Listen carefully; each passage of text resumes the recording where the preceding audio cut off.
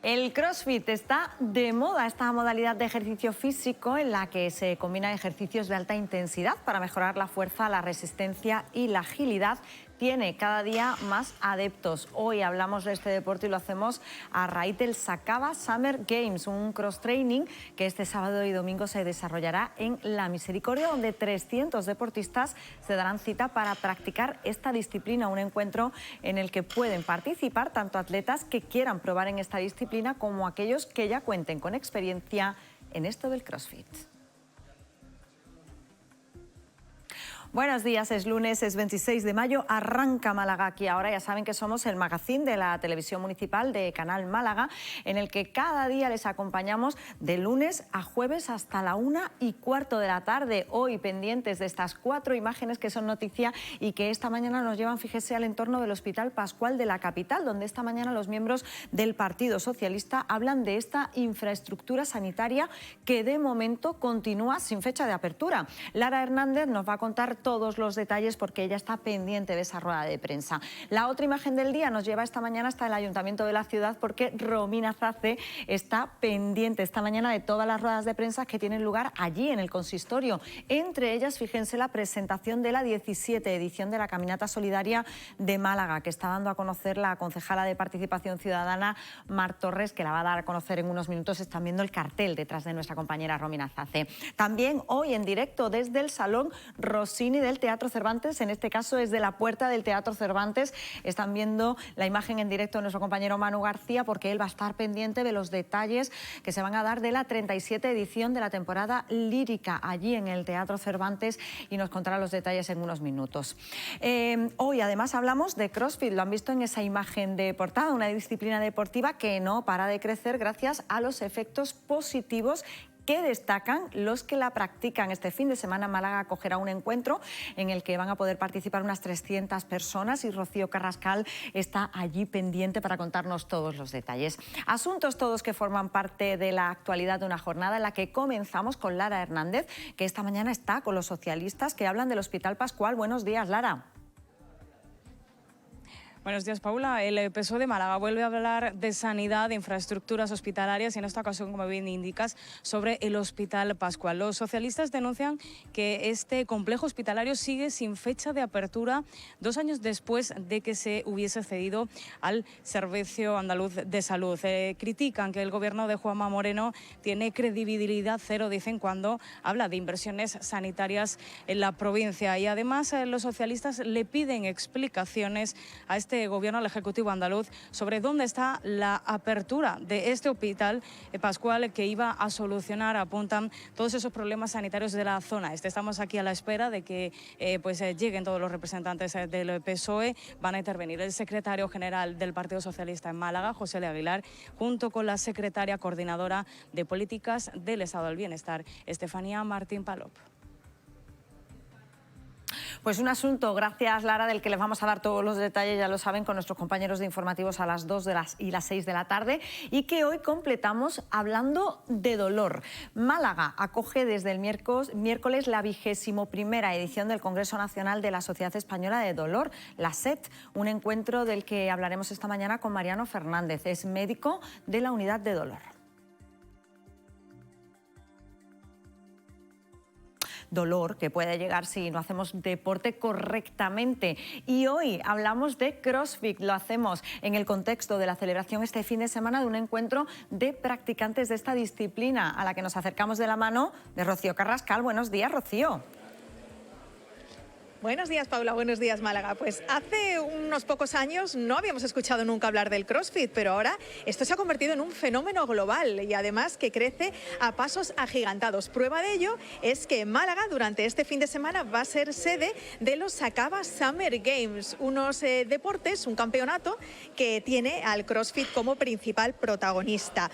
Va a reunir atletas de distintos niveles y va a convertir a la ciudad este fin de semana en punto de encuentro, como decimos, para amantes del entrenamiento funcional, la superación personal y también la vida activa. Si no saben de qué va esto del CrossFit, pues quédense que hoy se lo vamos a contar. Bueno, pues en un ratito les contamos más detalles del CrossFit. Muchas gracias, Rocío. Un asunto que vamos a completar hablando con los vecinos de Churriana, que el viernes se reunieron con el alcalde Francisco de la Torre para mostrarles su preocupación ante la apertura del centro de internamiento de menores infractores. Se supone que abrirá a principio de junio en la urbanización El Olivar y hoy vamos a hablar con los vecinos y escucharemos también al consejero de Justicia, José Antonio Nieto.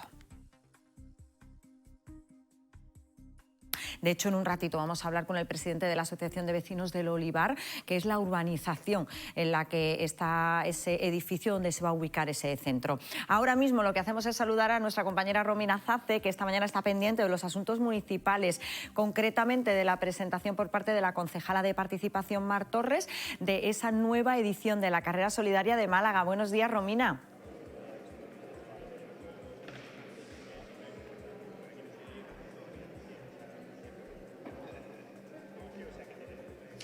Las dos próximas semanas, muy buenos días, Paola, vienen cargadas de muchísimas actividades que se acaban de presentar en las dos últimas ruedas de prensa que hemos presenciado aquí en el Ayuntamiento de Málaga. La primera de ellas es la 30ª edición de la Semana de las Personas Mayores, que reunirá a casi 3.000 participantes y a medio centenar de colectivos con una serie de actividades, desde talleres, pasarelas, actuaciones, bailes, exposiciones y todo esto para el colectivo de las personas mayores. Todas las actividades se van a concentrar en el Paseo del Parque y el recinto Eduardo Ocón.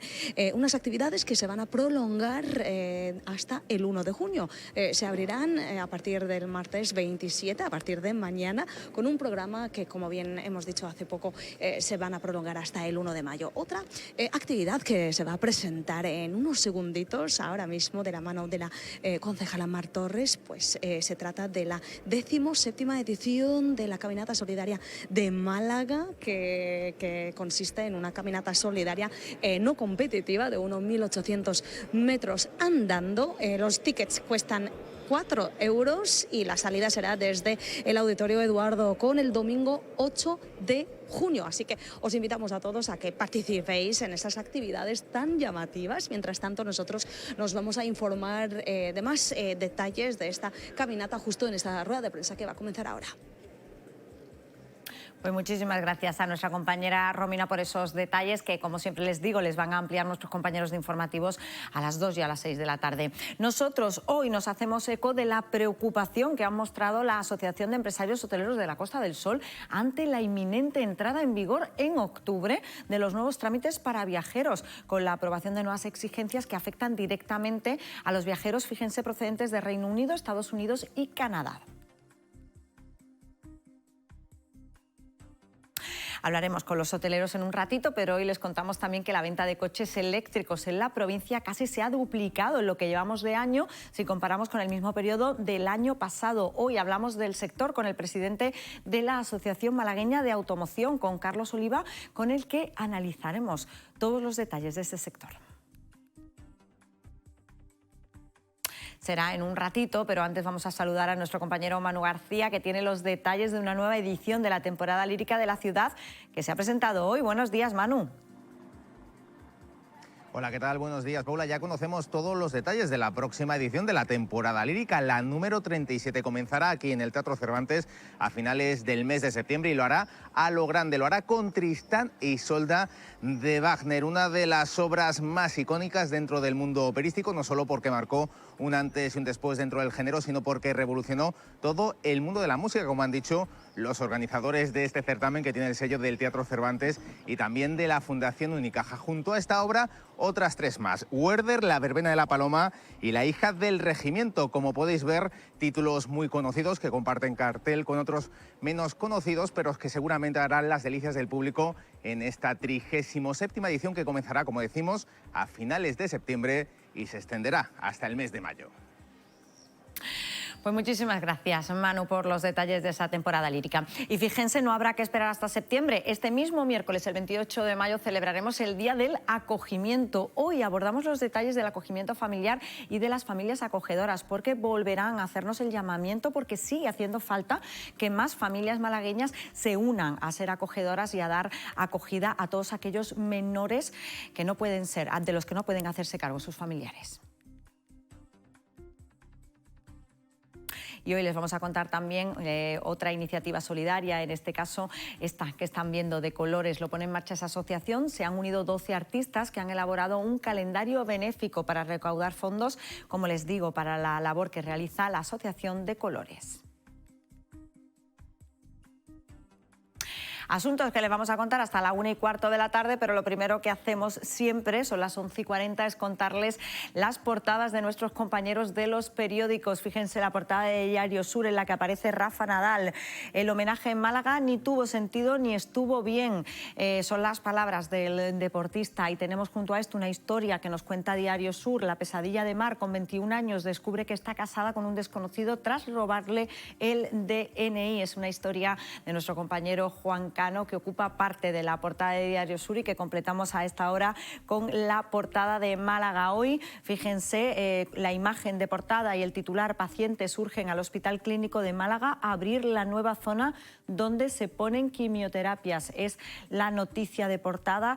Junto a esta también una imagen del tráfico, porque una colisión múltiple en la A7 a la altura de la Cala del Moral ha provocado hasta 5 kilómetros de retenciones, y volvemos a hablar esta mañana, fíjense, del tráfico. La opinión de Málaga: así es la profesora de Málaga premiada por la Junta, vocación por los idiomas y la tecnología. Además, acompañan esta foto y este titular de portada con el sector del olivar de Málaga a la caza de nuevos mercados alternativos a Estados Unidos ante, ya saben, los aranceles de Trump. El Español de Málaga, en este caso: usar agua de mar en los lavapiés de las playas de Málaga, la idea pionera de la Asarquía para el próximo verano. Y en este caso, parte de la portada la ocupa el testimonio de un malagueño, el Camino de Paco. Su hijo murió preparando los 101 kilómetros de ronda y ahora él los recorre para no olvidarlo. Son las noticias de portada de los diferentes periódicos locales que completamos a esta hora con la previsión del tiempo, que hoy viene marcada por cielos completamente despejados, temperaturas que suben. De hecho, hoy en Málaga capital vamos a oscilar entre una mínima de 15 y una máxima de 28 grados. Y los vientos que soplan flojos, variables con brisas.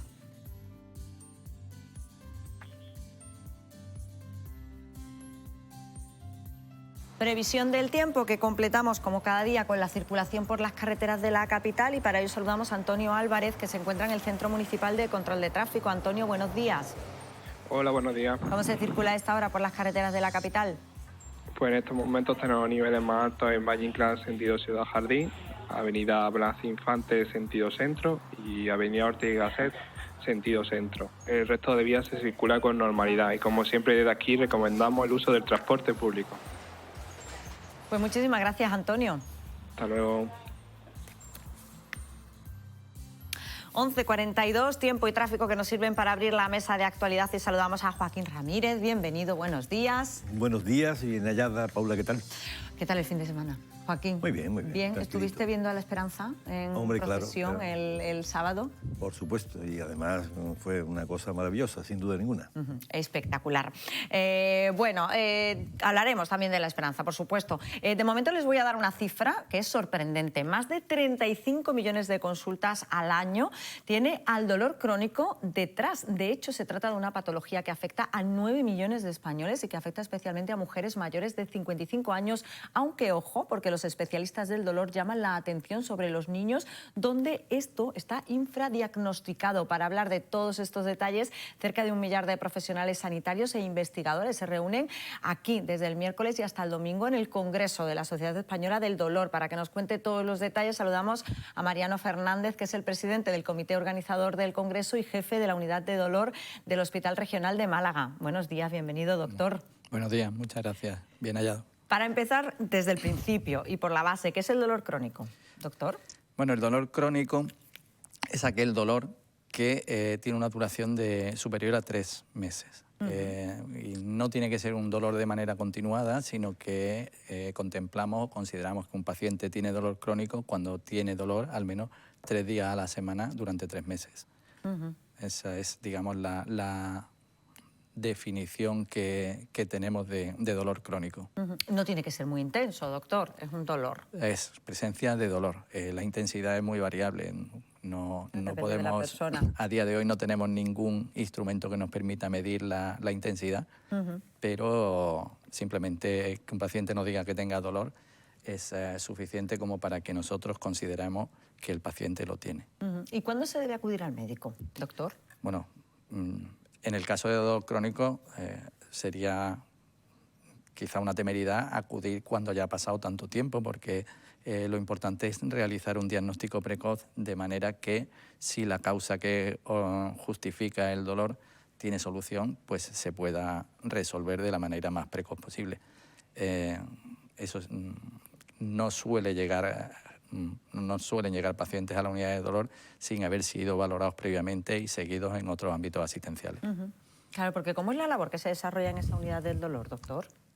Bien, nosotros recibimos a pacientes que nos llegan desde diferentes ámbitos sanitarios. No solo nos llegan desde atención especializada, sino que también nos llegan desde atención primaria. En la unidad en la que nosotros trabajamos, recibimos pacientes del sector este de Málaga y de toda la parte de la Axarquía y lo que llamamos Distrito Sanitario Málaga Norte. Es decir, tenemos sectorizada la población y recibimos pacientes de esas zonas. Y recibimos pacientes con una... Digamos que no tenemos un tipo específico de pacientes, sino pacientes que después de haber iniciado un tratamiento y después de un tiempo, pues sigue con dolor y los médicos de atención primaria o los médicos de atención especializada consideran que deben ser valorados en nuestra unidad. ¿Hay algún sector de la población al que afecte especialmente el dolor? Hacía yo referencia a las mujeres, hacía referencia a los niños. ¿Es así?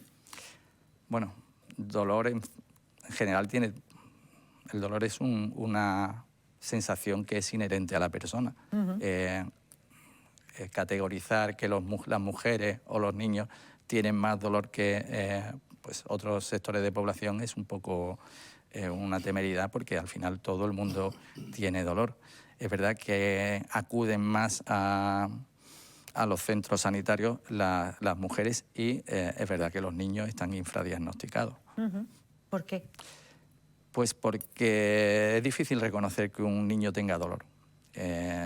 Siempre queremos pensar que ha tenido un problema, ha tenido una incomodidad con la familia, con el colegio, con los amigos, y no queremos pensar que tenga un dolor, porque el dolor nos da miedo por lo que pueda haber debajo. Curioso. ¿Hay relación entre el dolor y la salud mental, doctor? Bueno, pues vamos de la mano. El dolor en sí genera una serie de trastornos mentales como ansiedad, depresión. El paciente que tiene dolor está incapacitado para realizar sus actividades habituales y eso es un factor limitante que a la larga genera que la persona no esté cómoda y entre en cuadros de ansiedad, en cuadros de depresión y a la vez pacientes que tienen patología de la esfera mental empiezan a desarrollar cuadros de dolor crónico. Fíjate, está intrínsecamente relacionado. Entonces, Joaquín, no sé si quieres preguntar algo. Venga, únete. Sí, doctor, el grado de satisfacción de la unidad por el número de pacientes que salen satisfactoriamente de ese tratamiento que se les implementa es alto, ¿no? Bueno, a mí me gustaría pensar que... Tengo entendido, a mí me gustaría pensar que así. Hombre, gracias a Dios muchas reclamaciones no tenemos. Es verdad que es muy difícil contentar a toda la población. Desgraciadamente no tenemos recursos, no me refiero a recursos asistenciales, sino recursos de herramientas diagnósticas o de tratamiento como para poder satisfacer a todos los pacientes que tienen dolor. Lo único que garantizamos, y eso se lo digo yo a todos, es que le vamos a atender con todo el cariño del mundo. Yo quería preguntar por el impacto económico. Hablaba yo de 35 millones de consultas que al año tienen detrás el dolor. ¿Esto cómo se traduce en impacto económico, doctor? Pues es un impacto económico bastante importante. Llegamos a tener en el último barómetro del dolor que realizó la Fundación Grunenthal en España, que fue en el año 2022, estimó que había más de 20.000 millones de pesetas, de euros, 20.000 millones de euros que por una u otra causa se dedicaban al dolor. Esto está estandarizado en todos los países desarrollados en un 2,5% del PIB. ¿Y qué es la depresalgia? Hablamos antes de la relación entre el dolor crónico y los problemas de salud mental. En este caso, la depresalgia. Bueno, la depresalgia es un término que no es reconocido en la literatura médica. La depresalgia es una mezcla de depresión y de dolor. Como hemos dicho antes, los pacientes con dolor desarrollan trastornos de la esfera mental y hay pacientes en los que en su patología psiquiátrica se asocia un cuadro de dolor que no está diagnosticado, y entonces son pacientes que le llamamos dolor crónico primario porque no tiene una causa donde podamos justificar que hay algo orgánico que está causando ese dolor, pero que realmente se quejan y que probablemente en los próximos años pues, vamos a poder objetivar que tienen una causa orgánica de ese dolor. Se podrá, en eso se avanza, ¿no? Sí, sí, sí. ¿De qué se va a hablar en el Congreso, doctor? Pues, me imagino que todos estos temas también irán, ¿no? Sí, vamos a ver. De hecho, estudios que se están desarrollando sobre cómo objetivar este tipo de alteraciones se van a presentar en el Congreso. El Congreso es un congreso que es multidisciplinar. Vamos a tener a más de 1000 asistentes de diferentes disciplinas. Participan enfermeros, participan fisioterapeutas, participan psicólogos, participamos médicos. Entre los ponentes del Congreso hay más de 13 especialidades médicas. O sea, abordamos el dolor desde todos los puntos de vista que consideramos que podemos atender. Nos decía, doctor, antes de empezar, que incluso va a haber una ponencia de alguien que viene de la Universidad de Harvard, en la que se está avanzando para poder ver una relación o poder ver una demostración de, por ejemplo, enfermedades como la fibromialgia, ¿no? Que hasta ahora pues era invisible que no hay nada que constate, ¿no? Que esa persona tiene fibromialgia, ¿no? Pues sí, gracias a Dios tenemos la suerte de que viene el profesor Marco Loggia de la Universidad de Harvard, que está desarrollando estudios de neuroimagen, en el que a través de técnicas de resonancia magnética funcional identifica áreas del cerebro en el que se asocian al dolor y que están presentes, esta afectación está presente en los pacientes en los que hemos hablado, de que no tienen una causa orgánica a día de hoy, pero que sí, que realmente tienen un dolor y que no está objetivado. Fíjate, o sea que los avances también van por ese camino, ¿no? Por el poder tener una demostración del dolor y medir el dolor, porque decía usted, es que es muy difícil, claro, es que el dolor, depende de quién lo sufra, pues lo siente de una manera o de otra. Doctor, pues muchísimas gracias por habernos acompañado esta mañana, ha sido un placer tenerle aquí, esperemos que el Congreso vaya muy bien. Sí, sin duda. Y estaremos muy pendientes también de esta iniciativa. Gracias.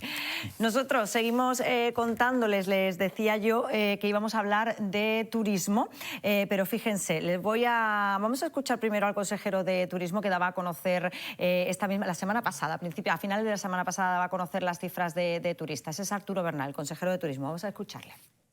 En estos 3 primeros meses del año, Andalucía ha superado los 6,4 millones de turistas, lo que supone un incremento del 1,3% con respecto al mismo periodo del año anterior. El 58,1% de esos turistas, de esos 6.400.000, procedían del mercado nacional.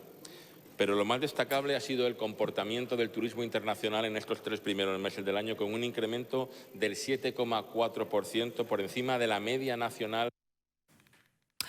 Buenas cifras, fíjense que coinciden esta mañana con la preocupación mostrada por la Asociación de Empresarios Hoteleros de la Costa del Sol, por AECOS, ante los nuevos trámites para viajeros que entrarán en vigor en octubre y que, según ellos, podrían ocasionar largas colas y esperas. Hablamos de este tema con Javier Hernández, que es el vicepresidente ejecutivo de AECOS. Javier, bienvenido. Buenas tardes. Muy buenas tardes, disculpadme que estoy en el coche. Javier, cuéntanos, ¿en qué consisten estos nuevos sistemas y por qué pueden afectar negativamente a los turistas? Bueno, fundamentalmente son trámites que se van a poner, que van a empezar a operar en la Unión Europea, sobre normativa europea, y que España es uno de los primeros países que va a poner este procedimiento en marcha, ¿no? Son los trámites que tienen que rellenar los viajeros o turistas procedentes de países no Schengen que no requieran visado, ¿no? Como son los turistas británicos, como son los turistas americanos, canadienses, y bueno, fundamentalmente nos preocupan dos trámites, que ya, como digo, es una normativa europea, y los trámites son lo que se llama el ETIAS, que es el sistema que tienen que rellenar, o los documentos que tienen que rellenar en origen los turistas antes de viajar a un país europeo, y como por ejemplo el estadounidense, es decir, como el documento que rellenamos nosotros cuando vamos a Estados Unidos previamente a viajar, y el segundo sistema es el EES, que es el más preocupante para nosotros, que es el European Entry System, o Sistema Europeo de Inmigración, que es el que tienen que rellenar los turistas una vez llegan al aeropuerto. Aquí, bueno, el primero entra en vigor supuestamente a finales del año 2026, y el segundo, que como decía es el que más nos preocupa y el que debemos trabajar con mayor anticipación, entra en vigor a partir de octubre de 2025, es decir, ya este año, según la web del Ministerio del Interior. Bueno, estos trámites fundamentalmente están enfocados a garantizar la seguridad de nuestro país, sobre todo respecto a los turistas que proceden de estos países, pero lo fundamental es que todavía desconocemos el trámite, el procedimiento y, por supuesto, el formulario que tienen que rellenar los turistas. Teniendo en cuenta que tenemos turistas británicos que llegan, el 27% de los turistas totales que llegan al aeropuerto de Málaga, o de los pasajeros prácticamente de procedencia británica, podemos tener pues prácticamente unos 2.000, entre 2.000 y 6.000 turistas británicos a la hora, pasando los diferentes controles en el aeropuerto. Bueno, el EES lo que obliga es a el control biométrico de los turistas y, por supuesto, a rellenar un formulario cuando vayan a entrar en la Unión Europea, y esto nos va a afectar a los aeropuertos españoles y, en nuestro caso, fundamentalmente en el aeropuerto de Málaga, teniendo en cuenta el porcentaje de pasajeros que tenemos de países de esta procedencia, ¿no? Claro, Javier, podría ocasionar, a su vez, por ejemplo, decíais, largas colas, ¿no?, por la cantidad de turistas que tenemos, y claro, si tienen que esperar para rellenar o formalizar este trámite, pues podrían generarse esas largas colas. Efectivamente, nosotros lo que aquí buscamos, nosotros hemos trabajado junto con Turismo y Planificación Costa del Sol en la creación de una mesa de coordinación de estos trámites, es decir, para que los cuerpos y fuerzas de seguridad, y aquí estamos trabajando con su delegación de gobierno, pongan los medios a futuro, e incluso personal técnico del propio aeropuerto, para facilitar los flujos, y que procurar evitar las largas colas que pudieran provocarse, o las esperas a la hora de entrar, o a la hora de llegar al aeropuerto, y a la hora de entrar, en este caso en Málaga, en Málaga provincia, ¿no?, o de salir del aeropuerto y efectuar todos los trámites que requiere inmigración, para que, lo que estamos buscando es que en un futuro haya una fluidez para evitar precisamente estas colas, ¿no?, que puede generar insatisfacción desde el primer contacto que tienen los turistas de llegada a destino, y que puede generar insatisfacción si las esperas son largas, ¿no? Hombre, tiene sentido. Joaquín. Bueno, a mí me parece lamentable que vayamos para atrás. Me parece que la seguridad tiene que estar, desde luego, combinada perfectamente con la burocracia, pero aumentar la burocracia, ¿de dónde venimos? Venimos, me parece que de un tráfico ordenado de turistas, así que no sé si esto es necesario. Y además hay que añadir a esto los trámites que el gobierno español, a través del Ministerio del Interior, ya puso en vigor para los que se hospedan aquí, ya sea en hoteles o en apartamentos, que también ha sido un hito, en fin, un hito negativo, ¿no? Así que yo no sé a veces para quién trabajan estos señores que crean nuevos sistemas que nos complican mucho la vida, y que además, por ejemplo, en el caso del Reino Unido, pues puede desanimar a mucho turista, cuando Reino Unido es el gran valor de nuestro turismo, por ejemplo, en la zona donde estamos, en Málaga y la Costa del Sol, ¿no? Y yo, en fin, lamentar que sigamos por estos caminos y creo que no progresamos. Javier, porque el sector cree que podría afectar, por ejemplo, al turismo británico, a la llegada de turistas británicos, ¿podría llegar a tener una consecuencia como esta? Hombre, podría afectar enormemente. Yo estoy totalmente de acuerdo con vuestro contertulio.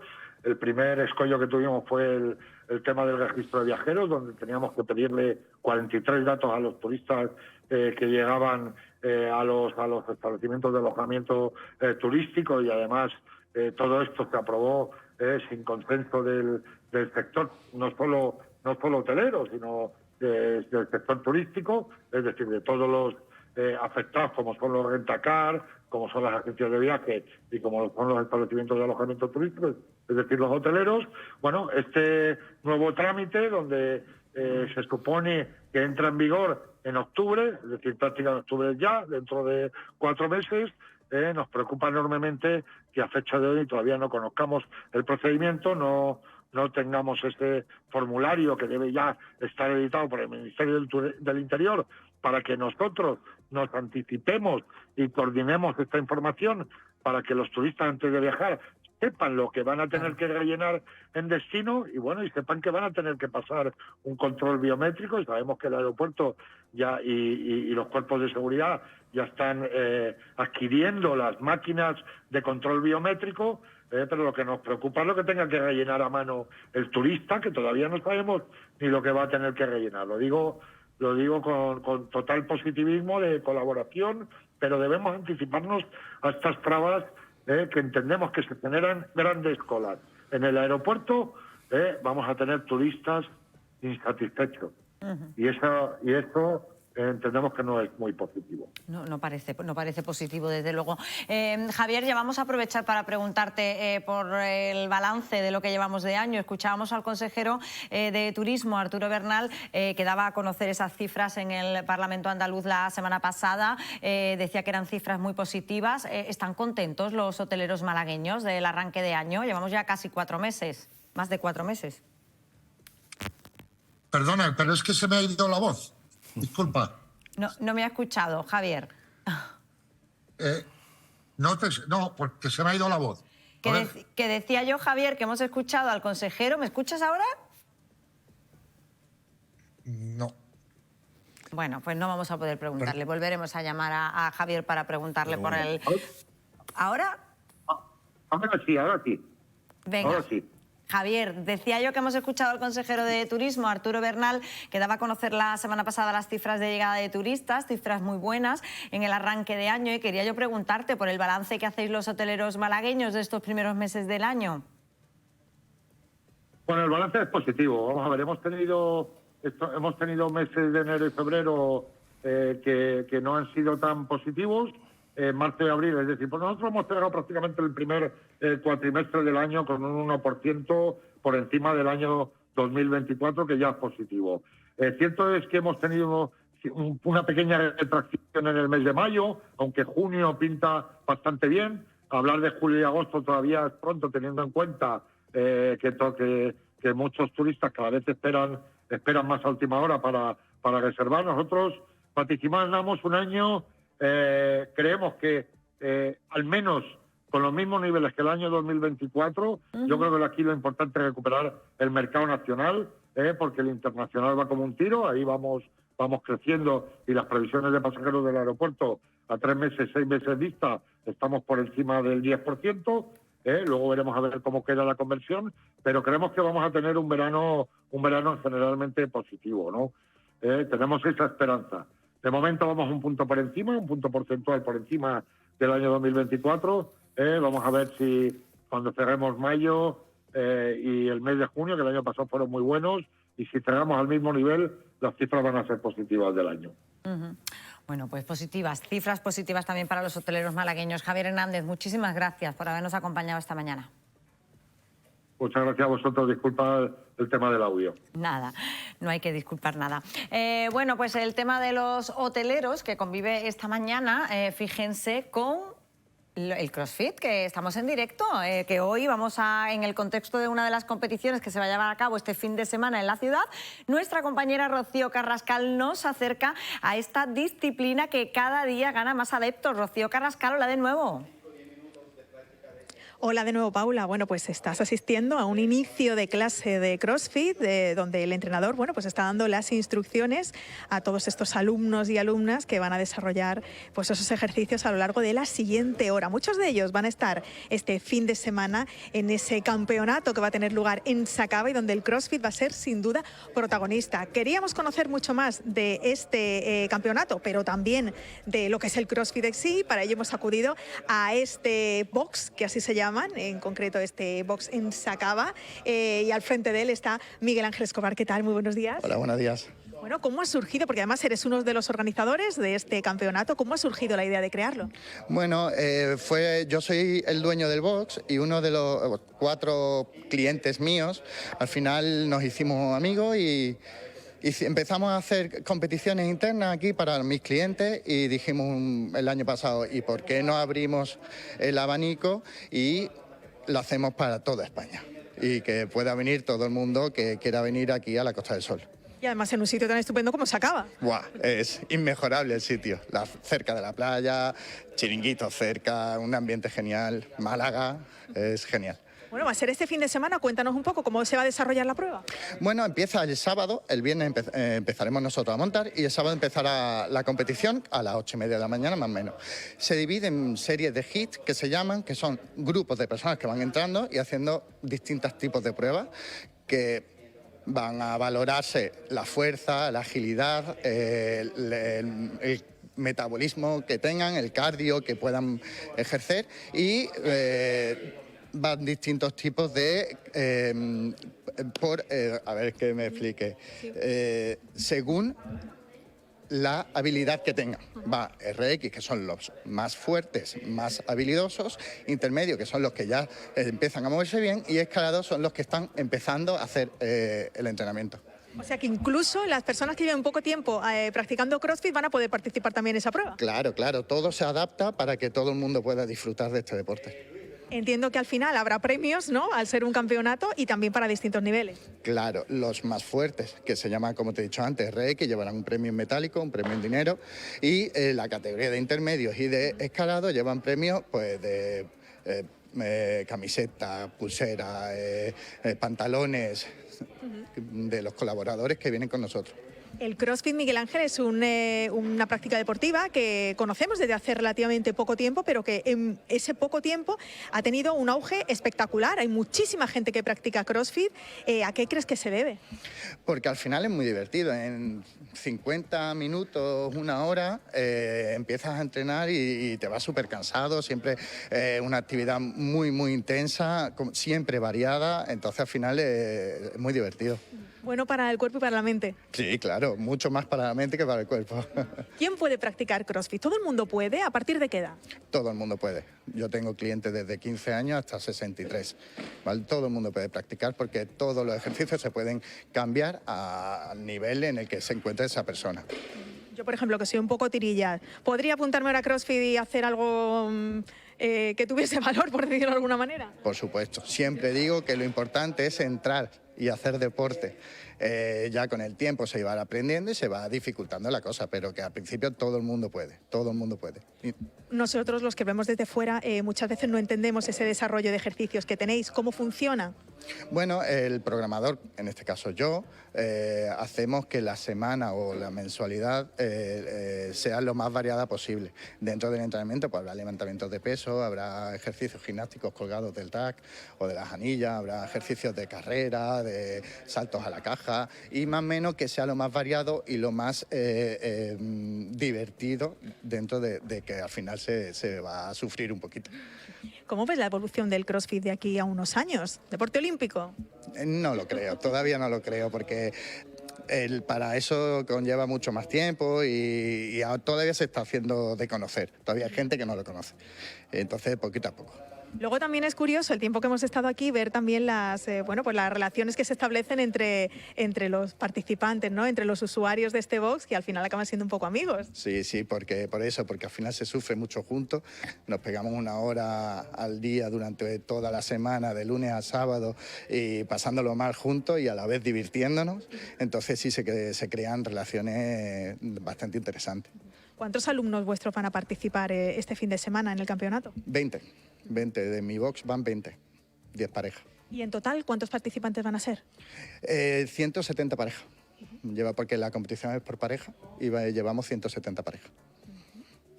Pues muchísimas gracias, Miguel Ángel, por habernos acercado este deporte, desconocido todavía para muchos, pero sin duda muy atrayente y que además va a congregar a muchísima gente este fin de semana en Sacaba, en la Playa de la Misericordia. Así que invitamos a todos los que nos estén escuchando, ¿no? Los que participen o los que no participen y quieren acercarse un poco a ver el ambiente, ¿no? Que seguro que va a ser estupendo. Súper bien, se lo van a pasar genial, van a ser un evento muy divertido, hecho para que la gente que entrena disfrute y la gente que vea también disfrute. Pues muchísimas gracias por abrirnos las puertas de este box. Muchas gracias a vosotros. Bueno, pues el CrossFit al que hoy nos acercamos de la mano de Rocío Carrascal, yo no he practicado nunca CrossFit, lo estaba hablando aquí con Joaquín, pero algo tiene que tener, porque todo el que empieza a practicar CrossFit se engancha. Joaquín. Muy atractivo para la forma de vivir de hoy, está claro, ¿eh? Y además cada vez más practicantes, cada vez forma parte más del lenguaje habitual, sobre todo de la juventud. Es verdad. Bueno, seguimos contándoles otras historias y fíjense, les cuento ahora que los vecinos de la urbanización del Olivar, en Churriana, se reunieron el viernes con el alcalde, con Francisco de la Torre, para mostrarles sus inquietudes ante la noticia de la instalación de un centro de internamiento de menores infractores en Málaga, conocido como CIMI. Saludamos a esta hora para que nos cuente los detalles de esa reunión a Alejandro Bedía, que es presidente de la Asociación de Vecinos del Olivar. Buenas tardes, Alejandro, bienvenido.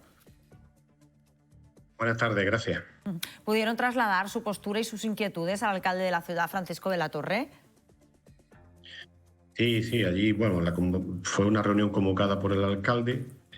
Quisiera puntualizar que no solo estábamos nosotros representados allí como vecinos del Olivar, sino que había varios representantes de diferentes comunidades cercanas, incluso de Churriana, estaba Cortijo de Maza, Wittenberg, Casitas de Madera, en fin, las urbanizaciones que estamos en el entorno. Sí. Y tuvimos la oportunidad de exponerle al alcalde y entregarle un dossier con lo que entendemos son una serie de incumplimientos de ese edificio, de esa adjudicación, para ver si podía tomar medidas.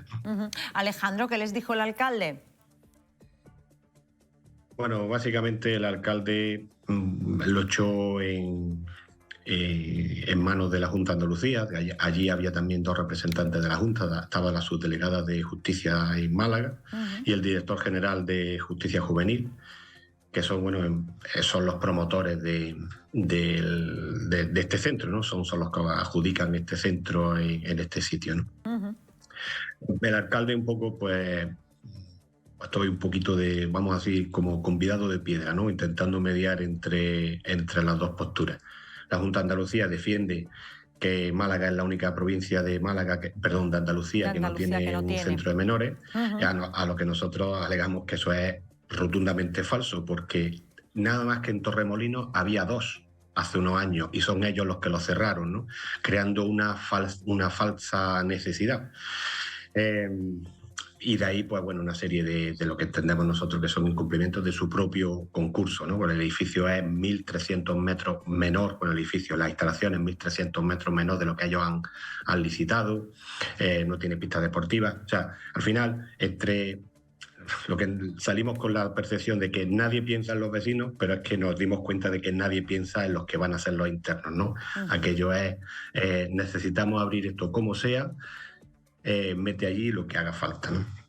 Claro, porque los responsables de la Junta, Alejandro, cuando vosotros expusisteis lo que consideráis que son incumplimientos, ¿qué os decían? Bueno, pues vamos, que lo llevamos por escrito y demás, ¿no? Decía, bueno, no cumple, su propia base dice que el edificio tiene que tener 2.822 metros y el que han licitado tiene 1.300 metros. Bueno, no, es que en las bases eso no es vinculante, eso es simplemente aclaratorio. Bueno, pues vale.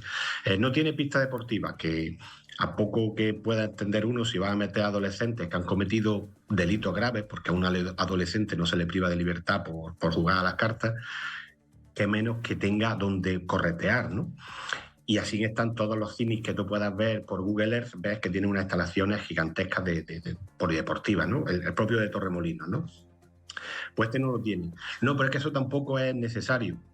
Bueno, pues vale. Al fin y al cabo, como la propia Junta de Andalucía es juez y parte en todo esto, pues nos sentimos ahí totalmente desamparados. Entiendo que por parte de la Junta de Andalucía os confirmaron que el centro de internamiento para menores infractores va a abrir sus puertas. ¿Os dijeron fecha, Alejandro? Y ellos quieren abrir, pues, lo que sería, creo que este sábado, el 1 de junio. Que tenían que abrir el 1 de junio. De hecho, están ahí trabajando sábado y domingo. Ayer, domingo, estaban allí limpiando, pintando. Aquello es un rodillo que va a pasar por encima de nosotros. Y bueno, pero bueno, que ahí vamos a presentar todas las alegaciones, todas las justificaciones que podamos. Y por lo poquito que hemos rascado, hay mucho por lo que alegar. O sea que de momento vosotros vais a seguir presentando alegaciones, pero por parte de la Junta en teoría se abre a finales de esta misma semana. Entiendo el 1 de junio es lo que tienen previsto ellos. Sí, hombre, tendrán que terminar las obras primero, porque aquello ahora mismo parece Sarajevo en su época. Pero bueno, supongo que al final, pues si todo el tema este de las pistas y tal, si eso no era importante, pues ahora tampoco será importante cómo pueda estar el edificio. Lo meterán allí como puedan y harán su apaño. Alejandro, ¿por qué no queréis los vecinos de esta urbanización que esté allí, el centro de internamiento para menores infractores? Allí teníamos, en ese edificio, estaba la residencia de monjas de la Asunción. Allí, pues bueno, era un edificio que llevaba toda la vida. De hecho, fue uno de los primeros edificios de esa urbanización, con data del año 68, una cosa así, 68 o 70. Y lo que residían eran las monjitas que ya estaban mayores, pues se quedaban allí e incluso hacían misas, en fin, y estaban muy integrados en lo que es la propia comunidad. Yo solo llevo 7 años viviendo allí, pero vecinos que llevan toda la vida, pues bueno, pues tenían mucha relación con las monjas. Entonces, como está ocurriendo en todas estas cosas, pues cada vez había menos monjas y en un momento determinado pues deciden, en este caso, alquilarlo, porque tampoco está vendido, sigue perteneciendo a las monjas. Lo alquilan y ya el año pasado nos metieron allí un centro de inmigrantes y ahora van a meter el cine. A mí me da igual el uso que le den, pero para que salga cualquiera una idea, es como si fueran a poner una gasolinera al lado de nuestra casa, cuando antes era un chalet, o fueran a poner pues, un punto limpio, o fueran a poner un tanatorio. Dice, rompen el status quo de una urbanización que lleva 50 años allí, casitas, independientes. Es una organización que está bastante aislada, muy dejada del ayuntamiento. Los viales no están recepcionados por el ayuntamiento, aunque lo hemos intentado varias veces. Nosotros nos encargamos de todo ese mantenimiento. Digamos, entendíamos que éramos como pequeños Robinson Crusoe. No nos quieren, bueno, pues nosotros no nos apañamos aquí. Pero ahora, de repente, sí se interesa el ayuntamiento y la Junta de Andalucía por nosotros, pero para meternos una instalación de este calibre. Hay vecinos, justo enfrente hay un vecino que todas las ventanas de ese edificio miran sobre su jardín, sobre su patio. Hombre, que pudieran pasar allí 10, 12 monjas, pues bueno, además antes estaban las monjas que la casa, pero ahora que metan menores infractores, repito, menores que lo han condenado un juez por un delito grave, que no es porque haber conducido sin casco, por un delito grave, pues no te sientes allí especialmente cómodo, ¿no? Cuando esas ventanas miran hacia tu casa. Esa es la razón por la que no queremos. Es una instalación que en todos los planeamientos, en todos los ayuntamientos, tienen cientos, decenas de parcelas dotacionales que no saben qué hacer con ellas porque no tienen tantas instalaciones que meter, pero sin embargo se lo dan a un privado para que él se encargue de buscar y el privado le da igual todo. El privado coge y dice, mira, este edificio que es el que yo tengo y ese es el que aquí me cuadra. Y la Junta de Andalucía pues se quita un marrón o una necesidad, repito, una creada por ellos. Y el ayuntamiento pues mira para otro lado porque el urbanismo de Málaga es muy flexible, pero muy, muy flexible, y en manos de esta gente pues se convierte en un arma arrojadiza y al final todos sacan lo que quieren. Uno, pues que le alquilen el edificio y se saca un muy buen dinero todos los meses por tener allí menores infractores. El ayuntamiento pues se lleva bien con la Junta de Andalucía pues se quita ese servicio, repito, generado por ellos, esa necesidad. y el que sufre en este caso pues somos los vecinos, que nos rompen el status quo de esa urbanización, y en el futuro inmediato van a sufrir esos menores que tienen ahí porque el edificio no reúne las condiciones. Bueno, pues estaremos pendientes de este asunto. Alejandro Bedia, presidente de la Asociación de Vecinos del Olivar, muchísimas gracias por habernos acompañado esta mañana. Gracias. Gracias a vosotros. Bueno, pues nos hemos hecho eco también de las inquietudes de estos vecinos. Bueno, pues es una urbanización residencial, lo ha explicado muy bien el presidente. Lo ha explicado muy bien. Y bueno, hay una vivienda que va a ser usada como centro de internamiento para menores infractores. Quizás choca que estemos tan al borde de que se ha inaugurado ese edificio y su función con, en fin, la irrupción de los vecinos. No sé si han tenido algún problema para reunirse con anterioridad o si se han ocupado un poco tarde, pero yo desde luego no tengo más que animarles a que sigan elevando su opinión y poniendo las pegas que consideren necesarias y que la Junta y el Ayuntamiento pues respondan ante esas demandas de los vecinos.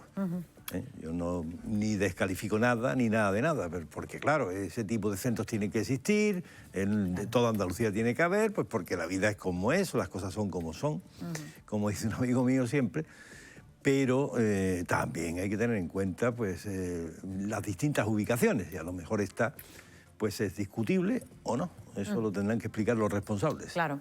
Fíjense que por parte de la Junta de Andalucía han explicado que en Andalucía, en nuestra región, hay 13 de estos centros de este tipo. Insisten en que Málaga era la única provincia en Andalucía que no tenía un centro de este tipo. 170 familias tenían hasta ahora, hasta que se abra este CIMI, que trasladarse a otras provincias para poder visitar a sus hijos. Nos lo explicaba el consejero de Justicia, José Antonio Nieto. Se ha optado por hacer un concurso buscando el estándar de calidad más alto. Hemos buscado que la provincia de Málaga tenga las mejores condiciones posibles para una instalación de este tipo, en el que se va a atender a menores infractores que hayan tenido algún tipo de problema, en unas condiciones de seguridad y de tranquilidad para el entorno que bueno, durante más de 20 años se viene produciendo en otras provincias de Andalucía y jamás hemos tenido ningún problema. En ninguna provincia de Andalucía hasta ahora ha habido ningún problema en relación a los centros de internamiento de menores infractores. Hemos tenido y tenemos una referencia, Andalucía es una referencia a nivel español y a nivel europeo en justicia juvenil. Tenemos unos datos envidiables de no reinserción, de recuperación de estos menores que van a los centros de menores infractores. Más del 80% no reincide. Las recuperaciones y las atenciones individuales a estos menores tienen los mejores estándares que se pueden obtener a nivel europeo. Y por eso yo lo que apelo es a transmitir tranquilidad a todo ese entorno. Claro, el consejero pues transmitía tranquilidad, ¿no? Y hablaba del tanto por ciento, el 80% de esos menores que vuelven a reinsertarse un poco en la sociedad, ¿no? Anima el saber que no ha habido ningún problema en Andalucía, en ese tipo de centros similares a este. Además lo destacaba, claro, el responsable de Justicia. Que son datos que quizá también hay que trasladar a esos vecinos, pues... Sí, para darles tranquilidad también sobre el... Claro, porque además él ha explicado bien que no es que haya un problema objetivo de convivencia con ese centro, sino que en fin, que inquieta un poco ver esas ventanas que les miran a ellos. Ha dicho algo así esa frase, ¿no? Y yo lo comprendo. Se entiende, como... Sí. Quiero como decir que precaución, también, como prevención, claro, como duda. También se entiende.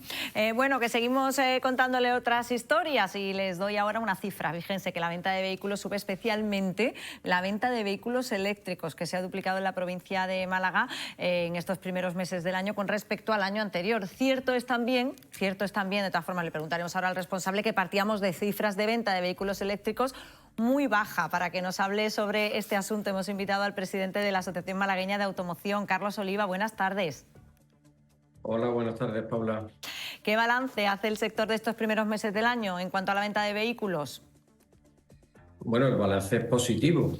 Hay crecimiento y por tanto, el balance es positivo.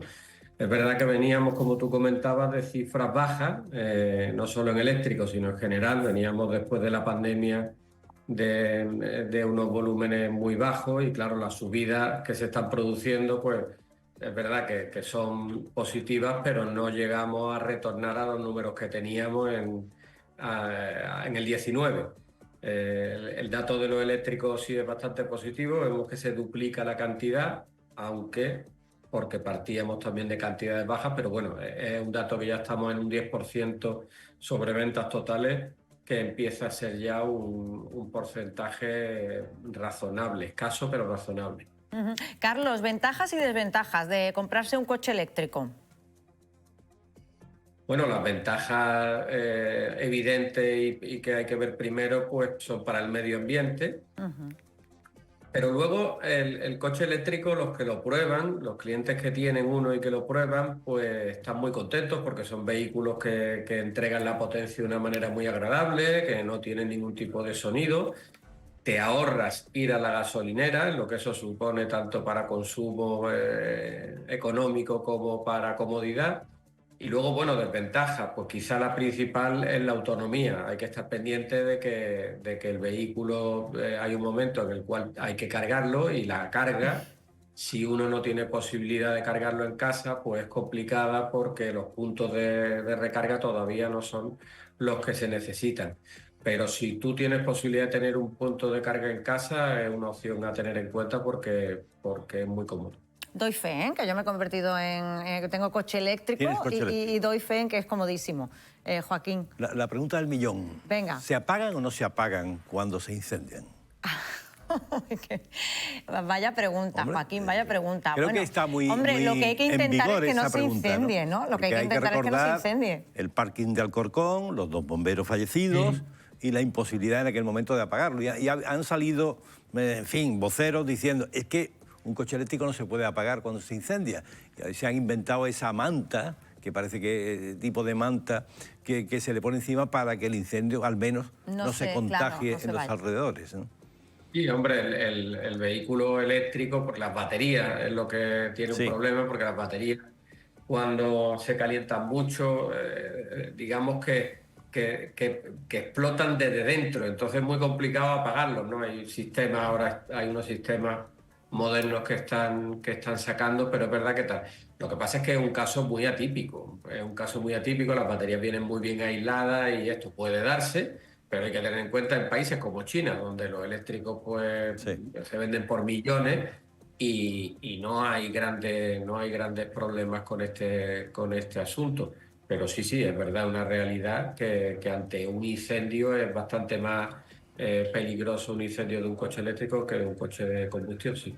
Y además, claro, cabe preguntarse también cómo lleváis la competencia con el mercado chino, ¿no? Porque los coches chinos pues, parece ser eléctricos, en fin, salen mucho más baratos al mercado que los que disponemos en Europa y en el mundo occidental en general. Ten en cuenta que nosotros somos concesionarios distribuidores, también distribuimos marcas chinas. Para nosotros no es competencia, porque nosotros también vendemos los coches chinos. Es competencia para el fabricante europeo. Y el fabricante europeo, pues ahora mismo en tecnología eléctrica, efectivamente va quizá un puntito rezagado. Estamos viendo ya coches muy interesantes y a precios interesantes, pero es verdad que hasta ahora había un poquito de retraso con respecto a los chinos, porque los chinos llevan vendiendo muchísimos coches eléctricos desde hace ya años y tienen un poquito de la espera, pero yo creo que está la cosa bastante más ajustada ahora. Muy bien, muy bien. Bueno, pues Carlos Oliva, muchísimas gracias por habernos acompañado esta mañana. A vosotros. Carlos, gracias. Gracias. Pues muchísimas gracias, Joaquín. Por Dios, ha sido un placer. Por haberme acompañado esta mañana. Un programa atípico, ¿eh? Hemos tenido ahí una baja con nuestro tertuliano, pero bueno, lo hemos hablado bien, Joaquín. Muy bien, muy bien. Yo les cuento ahora, fíjense que la tetería de San Agustín, de la calle San Agustín, seguro que alguna vez han estado allí, va a cerrar y nuestra compañera Rocío Carrascal se ha ido allí para hacer un reportaje. Yo creo que con esta imagen, bueno, y si lo liesen más todavía no les tengo que decir ni dónde estamos, porque este establecimiento del centro de Málaga seguro que ha protagonizado muchas de sus citas, muchas de sus reuniones de amigos, de esas tardes de invierno acogedoras, de esas tardes de verano en la terraza. Estamos en la tetería de San Agustín, que después de 30 años echa el cierre y nos tiene el corazón encogido. Alejandro Camacho, ¿cómo es eso? Pues nada, que todo tiene un periodo y pues nada, nosotros tenemos un contrato hasta el 31 de diciembre.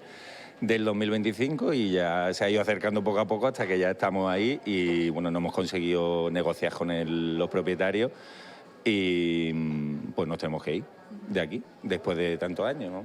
Tantos años porque además, Alejandro, fuiste el pionero, podemos decir, de traer las teterías a Málaga, ¿no? Sí, bueno, nosotros fuimos los primeros que se animaron a montar una tetería en Málaga. De hecho, ni siquiera teníamos muy claro que esto pudiera funcionar porque, bueno, la idea la cogimos de Granada, porque nuestros, bueno, dos amigos que luego fueron socios vivían allí, íbamos a visitarlos y nos encantaba el ambiente de la tetería y dijimos, bueno, y en Málaga esto, pero en Málaga hace mucha calor, esto no es Granada y al final pues decidimos que podíamos probar, que tampoco perdíamos mucho. No teníamos nada que hacer en esa época, o sea, ellos acabaron la carrera y yo estaba un poco, ¿qué hacía con mi vida? Y dijimos, bueno, o nos vamos a recorrer el mundo a buscarnos la vida o montamos una tetería. Al final decidimos montar la tetería y bueno, tampoco pensando que iba a durar mucho, era como un proyecto de, bueno, 3 jóvenes que se animan a ver si 3 o 4 años hacemos algo así. Y bueno, ya pues lo montamos y desde el primer momento la verdad que la gente estaba esperando prácticamente. Se pasaban incluso por la puerta diciendo esto que va a hacer una tetería y venían a ver cómo iban las obras porque ya tenían ganas de que se abriera y poder venir, ¿no? Entonces, desde el primer momento funcionó muy bien. Fue como el punto exótico y bohemio que le hacía un poco falta a Málaga en cuestión de locales en aquel momento, ¿no? Sí, quizás no había un tipo de local donde la gente se pudiera ir a sentar a tomar algo diferente a un café, que es como algo más rápido, y a echar una tarde charlando, escuchando música y bueno, con otro tipo de productos que entonces no lo había por aquí, ¿no? Entonces, una cosa así. También yo creo que habéis aportado bastante a la vida cultural de Málaga, ¿no? Aquí ha habido reuniones bastante interesantes y era normal, bueno, pues ese ambiente, como decíamos, bohemio, ¿no? Cuando uno pasa por la calle y ve pues a la gente ahí fuera tomando el té y que invita a entrar. Sí, bueno, como es un sitio que invita a la charla, o sea, la gente no venía aquí con prisa, sino que venía a charlar, a tener encuentros, incluso citas, primeras citas, como han dicho en algunos medios, pues la verdad es que sí que, bueno, imaginamos que ha creado también algo en el aspecto cultural. Nosotros también promovimos en algunos momentos el tema de la lectura y de hecho incluso había como, bueno, alguna asociación cultural que se movía y traía escritores aquí en unos encuentros que había. Y entonces se promocionaba el libro aquí y bueno, era una cosa que como siempre nos ha gustado mucho, pues nunca nos metimos con el tema de exposiciones y demás, pero sí que con el tema de los libros se presentaron aquí mucho, yo creo que sí que algo hemos aportado, un poquito aunque sea. Bueno, y también un poco a la cultura del té de Málaga, ¿no? ¿Cuántos tipos de té distintos ofrecéis? Pues unos 150, entre infusiones, té de mezcla, tés puros de origen. Luego hay tés por colores que van, bueno, rojos, negros, blancos, verdes, los tés japoneses que son también muy especiales y bueno, luego los roibos, infusiones de la medicina ayurveda, o sea, hay mucho donde elegir, la verdad. ¿Cuáles son los preferidos? ¿Cuál es el té que más pide la gente? Bueno, el marroquí sin duda, el que nos estamos tomando hoy. El marroquí es el que más pide con mucha diferencia. También la verdad es que nosotros es una cosa que nos trabajamos mucho desde el principio y la gente nos felicita porque es como que incluso marroquíes que vienen aquí que dicen que está muy bien hecho. Entonces el marroquí es el que más éxito tiene y luego en tés con leche pues también el pakistaní, luego hay muchos tés aromatizados que les gustan mucho a la gente, pero sobre todo el marroquí.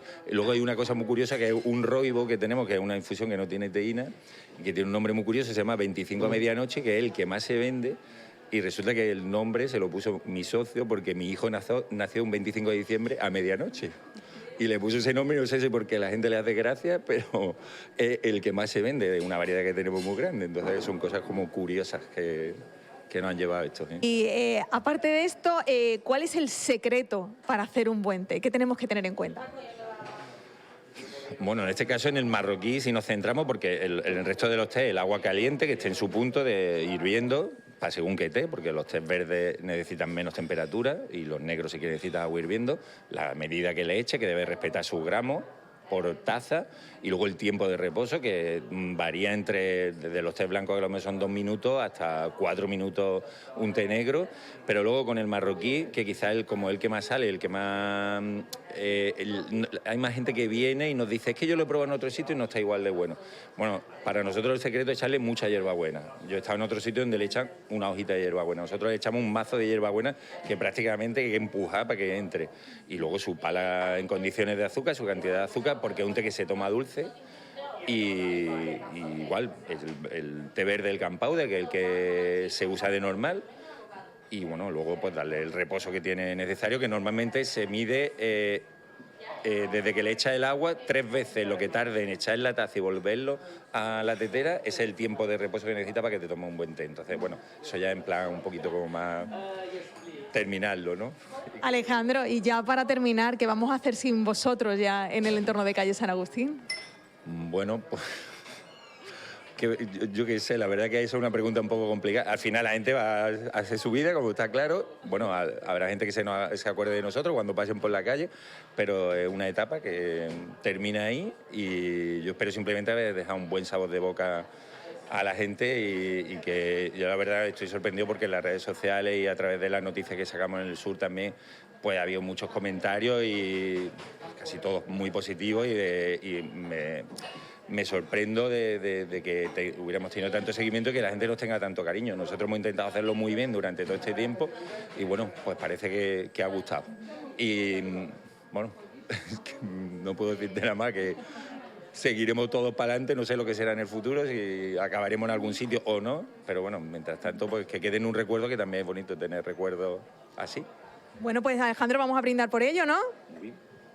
Por supuesto, por todas las alegrías que nos habéis dado y que hemos compartido aquí con vosotros y por todo lo bueno que tiene que venir. Pues nada, muchas gracias a vosotros. ¿Está bueno? Bueno, pues la tetería de San Agustín que cierra sus puertas después de 32 años. Nosotros seguimos avanzando y saben que también nos gusta acercarnos a la redacción de informativos para saber en qué asuntos trabajan nuestros compañeros. Hoy tenemos a Pedro Jiménez. Buenas tardes. Hola Paula, ¿qué tal? Muy buenas tardes. Pues un lunes desgraciadamente cargado de sucesos en el que nos vamos a fijar hoy en los informativos de Canal Málaga Radio y de Televisión. Comenzamos con la detención de un padre y un hijo italianos fugados de su país y detenidos en Málaga capital y en Torremolinos. La Policía Nacional los ha arrestado por tráfico de drogas. Pertenecían a una red criminal dedicada a importar, transportar y vender grandes cantidades de estupefacientes como cocaína, marihuana y hachís. Se le calcula que han obtenido unos beneficios de 1,5 millones de euros, según el comunicado que ha enviado la Policía Nacional. Y seguimos con este ámbito de sucesos. El juzgado de la Veneza sobre la mujer número 4 de Málaga ha dejado en libertad provisional a un hombre que la semana pasada era acusado, que era detenido por presuntos malos tratos a su pareja y a su bebé de tan solo 14 meses. El juzgado le mantiene investigado por un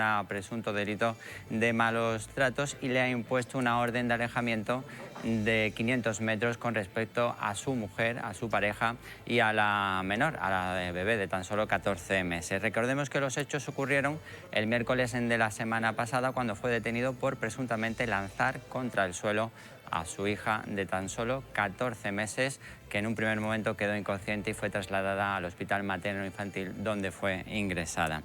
Y seguimos con estos sucesos porque la Guardia Civil ha sancionado, ha denunciado a un conductor de transporte escolar por dar positivo en cocaína. Ha sido en la serranía de Ronda el pasado, a mediados del mes de marzo, cuando conducía con 12 alumnos y dio positivo en cocaína. También ha sido denunciado porque no tenía autorización para realizar este transporte escolar, no tenía seguro obligatorio de viajeros y tampoco portaba la señal obligatoria indicativa de realizar este transporte escolar. Son los diferentes temas relacionados con los sucesos que hoy vamos a repasar en los informativos de Canal Málaga. También tenemos otros porque hoy hay muchas convocatorias de prensa. También tenemos balance de la esperanza en la gran procesión de Roma. Más de 258 millones de personas han conocido esta noticia en todo el mundo. Tenemos también convocatorias de los diferentes grupos municipales en el Ayuntamiento de Málaga, porque el jueves tenemos pleno en el Ayuntamiento de Málaga y otras convocatorias relacionadas con la cultura y la ciberseguridad en las empresas, en las pymes y autónomos. Pues de todo ello vamos a estar pendientes. Muchísimas gracias, Pedro Jiménez, y como siempre les digo, todos los detalles se los van a contar nuestros compañeros de informativos de la radio a partir de las 2 en el 97.4 de FM y nuestros compañeros de la tele, en este caso a las 2 y a las 6 de la tarde. Nosotros nos vamos un minuto a Publi, pero volvemos enseguida.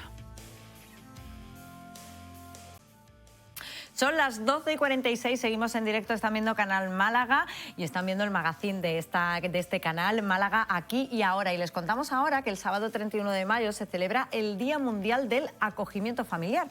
Esta fecha reconoce la importancia de este acto como una alternativa de cuidado para niños y adolescentes que han sido separados de sus familias biológicas. En Málaga, la Fundación Hogar Abierto trabaja con este objetivo desde el año 1997. Para hablar sobre este asunto y sobre el acogimiento familiar nos acompañan esta mañana Juan Miguel Moreno, que es un joven extutelado que ahora trabaja en Hogar Abierto. Juan Miguel, bienvenido. Encantado. Buenas tardes. Tenemos también a Ariane Escribano, que es de Hogar Abierto. Bienvenida. Y tenemos también a Rafael de Oses, que es una familia de acogida con amplia experiencia, que nos va a contar en primera persona qué supone ser familia de acogida. A mí me gustaría que empezáramos con Juan Miguel y que nos contara un poco cuál es tu historia, Juanmi. Bueno, ¿Juanmi o Juan Miguel? Juanmi. Juanmi, venga, cuéntanos cuál es tu historia.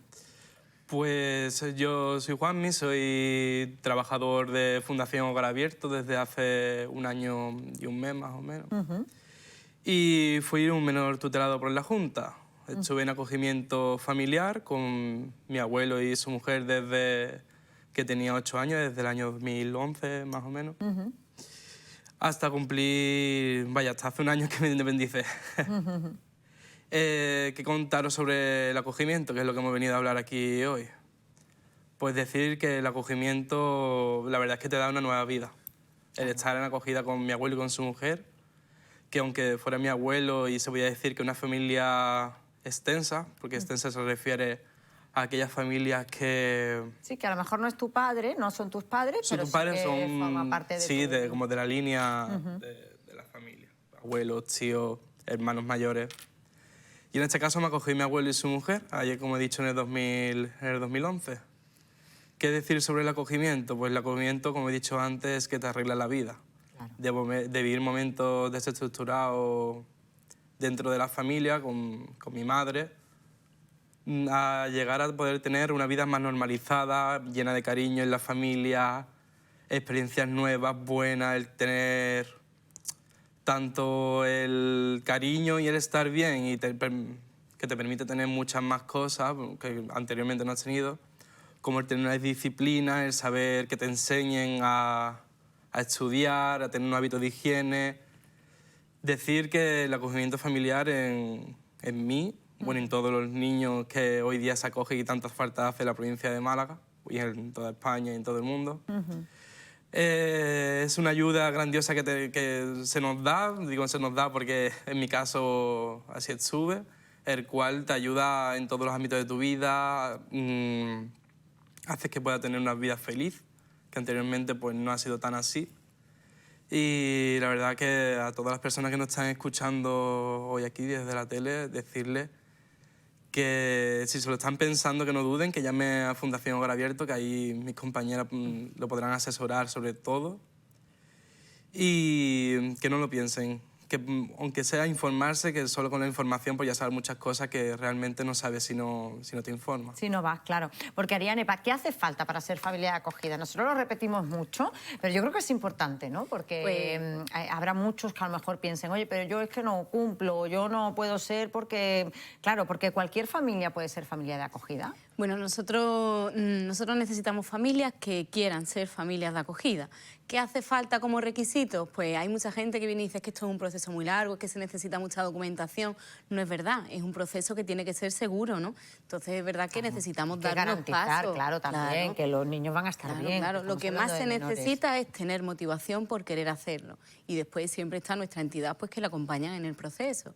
Las familias es verdad que deben de demostrar que es una familia estable, que tiene esa motivación por ayudarnos y que tienen capacidad pues, para poder ofrecerse como familia de acogida de un menor, de dos, de los que lo que la familia quiera, ¿no? Para el acogimiento que ellos deseen. Porque ¿cuáles son los menores que tienen más dificultades para ser acogidos? Mira, pues a día de hoy.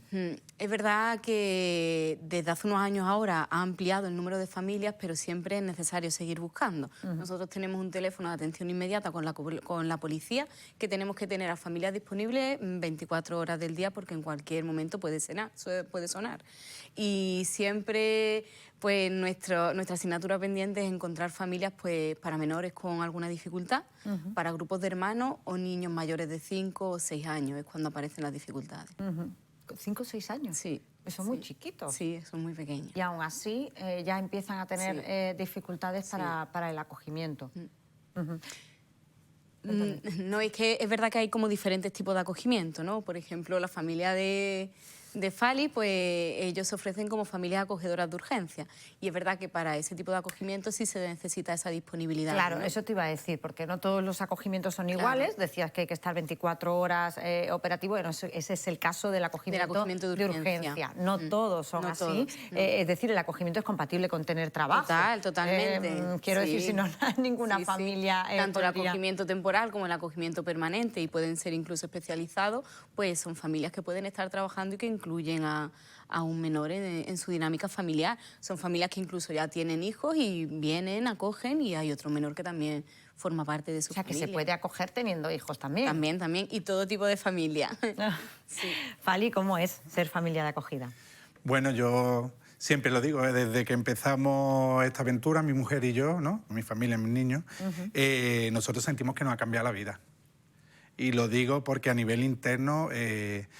cuando acoges a un menor en un desamparo de manera urgente, en un momento ya te dan al niño así, y ves a ese niño pequeño indefenso, y ahora lo que le ofreces tú, que es un poco la seguridad, la estabilidad, los horarios que decía Juanmi, el cariño, ellos se dan a querer rápidamente. Luego tengo 2 niños en casa míos, son Lola de 12 y Ángel de 6, y ellos me ayudan muchísimo, son el puente que hacen que estos niños pues se adecúen rápidamente a las costumbres, al hogar, el cariño, y es un miembro más en la familia que viene con nosotros a todos lados, es uno más para todos, y nos ha llenado en el sentido de que sentimos, yo antes la vida la veía, a lo mejor era un poco aprensivo con los problemas, y desde que somos familia acogedora, yo siento la vida de otra manera, los problemas ya no los veo tan problemas. Estos niños son súper valientes, son súper agradecidos, y desde aquí lanzar el mensaje de que todo el mundo merece una segunda oportunidad, ¿no? Y más si eres un niño pequeño, ¿no? Que no dependes de ti, te han sacado de la familia biológica, ¿no? Estabas en riesgo. Y darle esa oportunidad y crear esos vínculos y esos recuerdos en el hogar, ¿no? Con tu familia, y formar parte de uno más, hacen que estos niños, pues yo creo que cuando llegue el momento del cambio, ya sea o por una adopción o vuelvan a una familia extensa, pues que vuelven de otra manera. Es como que les ayuda un poquito a coser esas heridas o esa mochilita, a hacerla más liviana. ¿Cómo os decidís vosotros a convertiros en familia acogedora? Pues la verdad que yo siempre en mi interior he querido, bueno, tener 2 hijos, y nació de que de joven mi mujer y yo decíamos, yo me gustaría adoptar un niño. Con el tiempo, mi mujer se enteró a través de una vecina que formaba parte de Hogar Abierto, que había hecho el acogimiento de una niña de manera temporal. Se informó, empezamos a preguntar y me propuso, me dijo, oye, Fali, ¿qué te parece hacer esto? Y vemos cómo es, a ver si podemos ayudar. Tu deseo siempre ha sido ayudar a una persona en concreto, que es un niño, vamos a hacerla, a ver. Empezamos, hicimos la formación, teníamos una idea de que queríamos ser a lo mejor una familia temporal. Durante la formación dijeron, mira, vuestro perfil es de urgencia, en nuestro caso mi mujer es ama de casa, se hace cargo de los niños, es súper valiente, lo hace todo. Y dijeron, mira, necesitamos más familia acogedora urgente para los desamparos, 24 horas disponibles. Nos fiamos del equipo técnico, nos sentimos totalmente apoyados, tenemos también la psicóloga del centro, cualquier cosa tenemos llamada, tenemos un teléfono de 24 horas, nos sentimos súper arropados, y a estas alturas pues hemos acogido a 3 niños, y es una de las cosas más bonitas que he hecho en mi vida. No me arrepiento. Me siento muy bien, me siento súper contento y feliz por los niños. 2 de ellos ya están bien, gracias a Dios, ubicados. Y bueno, y ahora seguimos trabajando. Oye, pues es un testimonio muy bonito, Ariane, de una persona que al final ha abierto, ¿no?, la puerta de su casa, y que de eso se trata al final. Ellos lo dan todo, las familias acogedoras ofrecen todo lo que tienen, ¿no?, lo más importante, su familia. Y es verdad que repara mucho a los niños que lo necesitan, ¿no?, el llegar a una casa donde tú ves amor, ves estabilidad, ves normas también, rutina. Y son una familia maravillosa. Antes de entrar nosotros estábamos hablando, ¿no? Y digo, hay que ver que necesitamos familias valientes como ellos, que vengan, que se ofrezcan, que quieran conocer, ¿no? Nosotros hacemos sesiones informativas todas las semanas, que es el primer paso para ser familia de acogida, ¿no? Conocer lo que es el acogimiento, porque es verdad que es una medida muy desconocida. La gente conoce otras medidas como la adopción o niños que están en centros de protección, pero el acogimiento todavía cuesta. Desde hace unos años se le ha dado más voz, pero todavía cuesta. Y era lo que hablábamos, que ellos ofrecen todo, ¿no? Y además, sin pedir nada. Ellos lo hacen porque saben que ese niño o esa niña lo necesita, ¿no? Ariane, ¿cuántos niños hay bajo la tutela de la Administración esperando a que haya una familia que les pueda acoger? Pues mira, ahora mismo en Málaga hay unos 900 niños que están con una medida de protección y afortunadamente en acogimiento hay más que en centro. Hay unos 500 o así que están en acogimiento familiar. Como decía antes Juanmi, está el acogimiento familiar en familia extensa, que es cuando hay un vínculo familiar, y cuando no lo hay es una familia ajena, que es una familia donde no hay una vinculación previa, sino que es a través del acogimiento. ¿Este acogimiento se produce de manera temporal? Sí. Durante un tiempo, hasta que la familia puede volver otra vez a hacerse cargo de ese menor. El objetivo es que la familia se pueda recuperar, trabaje en la situación que ha dado lugar a esta desprotección, pero es verdad que no siempre es posible. Entonces se le busca otras alternativas, como puede ser pues, un acogimiento temporal, un acogimiento permanente, una adopción, pero el objetivo es que pueda volver con su familia. Así que hacemos ese llamamiento, porque cuantas más familias, lo decíamos antes, además desde la pandemia habéis notado que ha subido el número de niños que tienen que ser tutelados por la Administración. Ariane. Sí, la verdad es que no para de subir. Todas las semanas pues llegan niños y niñas a hogar abierto que necesitan una familia de urgencia como la de Fali, o bien que termina un acogimiento de urgencia y necesitamos un acogimiento temporal, un acogimiento permanente o para grupos de hermanos, ¿no? No para de subir este número y es verdad que cada vez hay más familias, pero siempre se necesita y se necesita más. Ahora mismo pues necesitaríamos unas 60 familias para seguir dando cobertura a todos estos niños y niñas. A veces hemos hablado, cuando hablamos de este asunto y traemos el acogimiento familiar aquí al programa, hablamos también del caso de los niños que son un poco más mayores. Me dabas la cifra de 5 o 6 añitos, que me parecen niños muy pequeños. Sí. ¿Qué pasa con aquellos que son un poquito más mayores, que tienen a lo mejor 14, 15 años? Bueno, pues hay familias muy valientes que vienen para acoger a adolescentes, pero es verdad que es lo que menos encontramos, ¿no? Nosotros decimos niños más mayores y, como tú decías, ¿no?, a partir de 6 años, porque es verdad que es donde encontramos la dificultad. A partir de 5 o 6 años tenemos más dificultades para encontrar familias, o para grupos de hermanos o niños con necesidades. Grupos de hermanos también es difícil. Sí, claro, porque a lo mejor muchas veces son 2 o 3 hermanos y claro, no es lo mismo a lo mejor el acogimiento de uno que de 2 o 3, ¿no? Nuestro objetivo es no separar a los hermanos, es que los hermanos puedan seguir juntos donde vayan, que puedan estar juntos, pero es verdad que no siempre es posible. Entonces, pues a lo mejor buscamos, pues como decía Fali, ¿no?, una vecina nuestra también es acogedora, venga, pues a ver si pueden estar juntos, que sabemos que van a tener relación, ¿no?, pero lo suyo es que puedan ir con la misma familia. Tenemos a muchos hermanos, muchos grupos de hermanos a día de hoy. Sí, hay muchos grupos de hermanos. Hay muchos hermanos. Algunas veces son pequeñitos, a lo mejor pues un bebé de meses y un niño de 1 año, de 2 años. Pero hay muchos grupos de hermanos. Qué duro, Ariane, qué duro.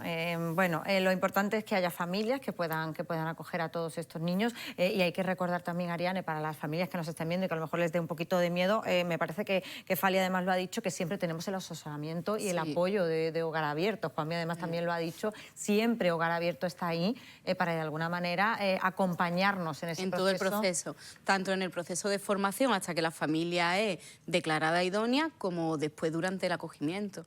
Nosotros estamos ahí continuamente para apoyar esa labor, ¿no? Bueno, pues yo os quiero agradecer a los tres que hayáis estado esta mañana con nosotros. Ojalá que toda esta información que damos sirva para que todas esas familias, muchas familias malagueñas, y que no tengamos que hacer más llamamientos. Que haya tantas familias malagueñas que haya más de los niños que hay para acoger, que al final es lo que queremos todos, ¿verdad?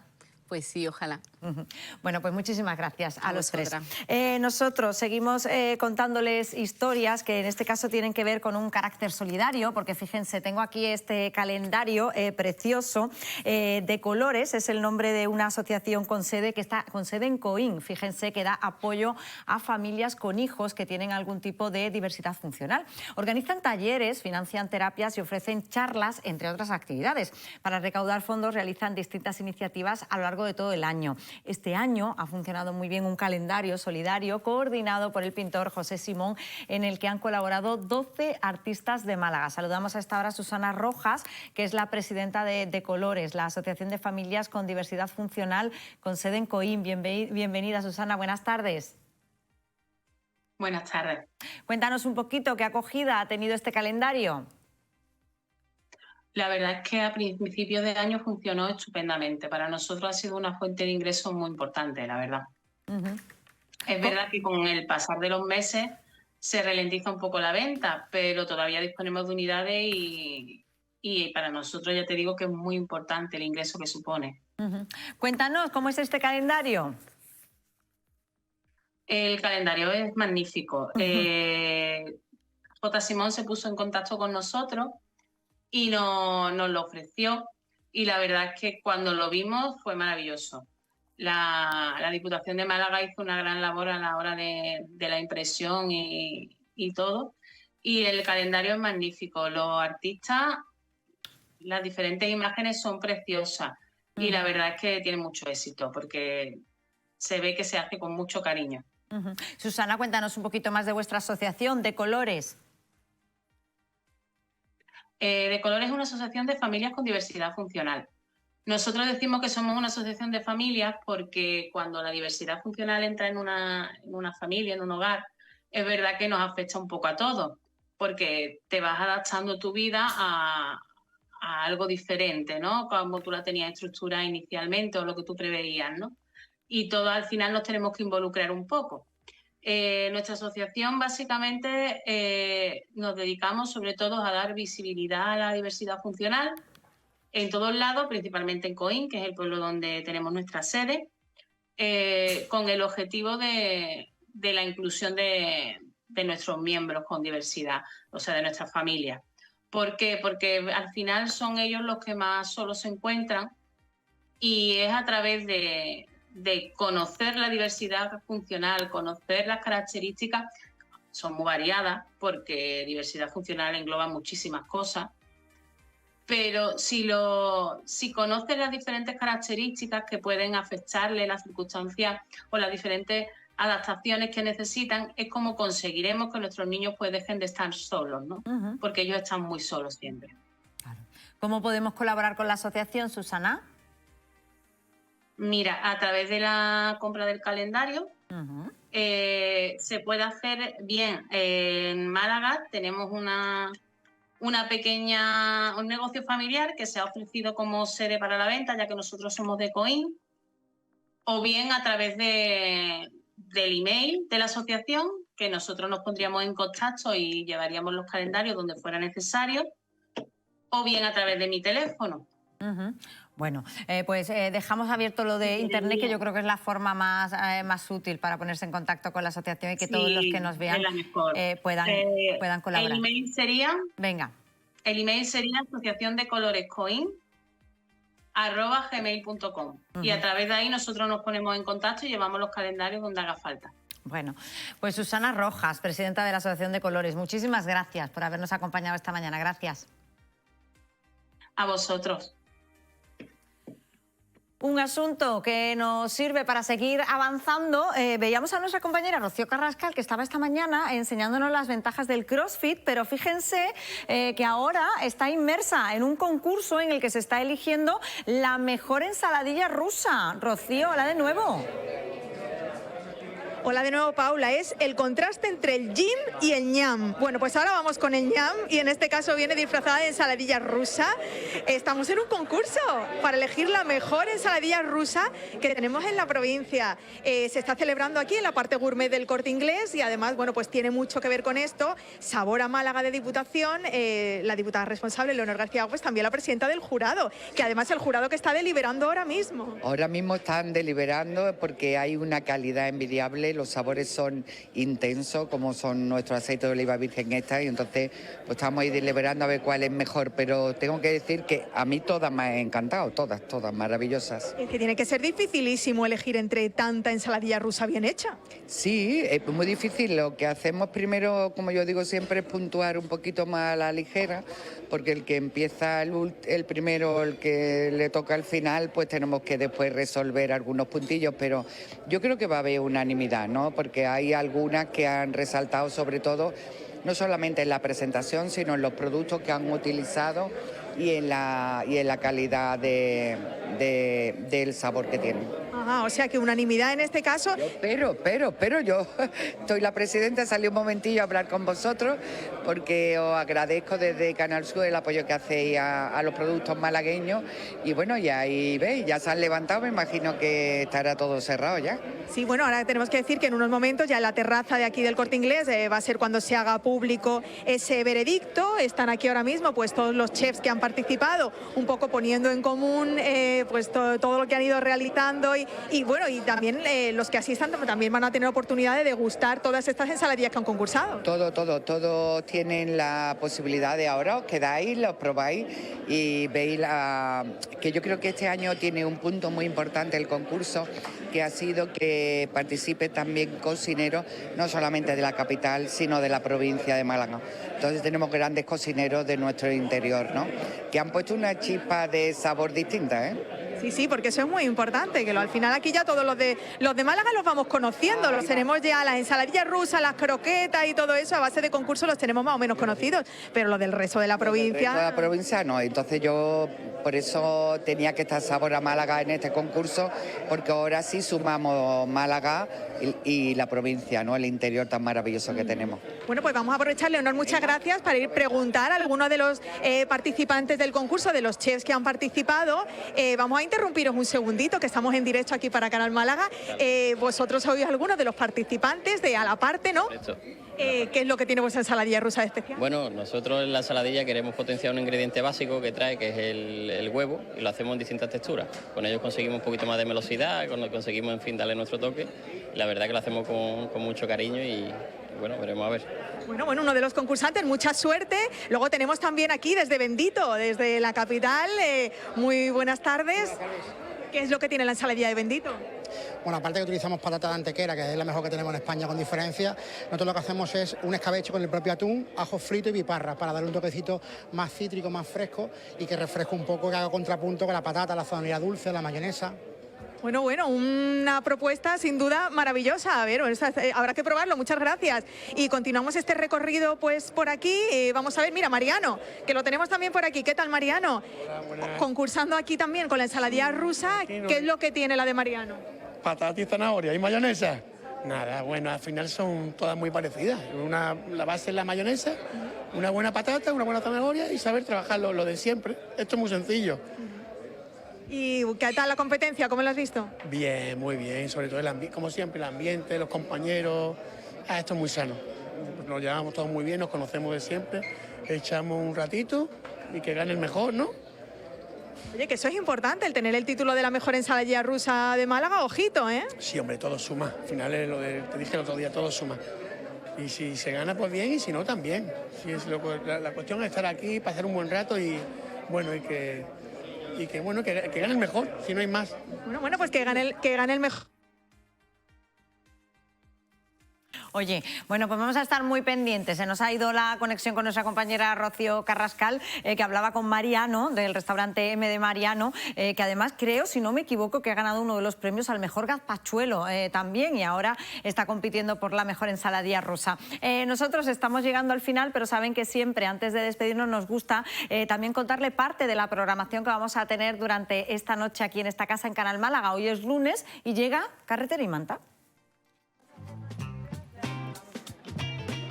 Mira, Paula, ahora lo que estamos haciendo es una actividad de sensibilización medioambiental y lo que consiste en convertirnos en ardillas, ¿vale?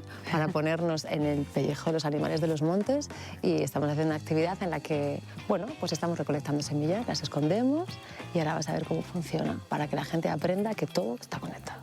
Muy bien, pues vamos a esconderla. Esconder en un sitio. Tenemos 2 minutos para esconder estas almendritas y yo he elegido este sitio porque creo que se los voy a poner difícil. Venga. Ahí está. 30 segundos para traernos 2 semillas. Solo... ¡Ah! Mira, yo no he encontrado nada. Venga. Todo lo que nos quede lo tenéis que traer en 15 segundos. ¡Vamos! ¡Corre! ¡Conseguido! Bueno, pues para conocer más detalles de esta actividad, ya saben, a partir de las 10 de la noche aquí en Canal Málaga, Carretera y Manta. Nosotros les damos ahora algunas actividades, les contamos algunas de las actividades que van a tener lugar en la ciudad en nuestra agenda cultural.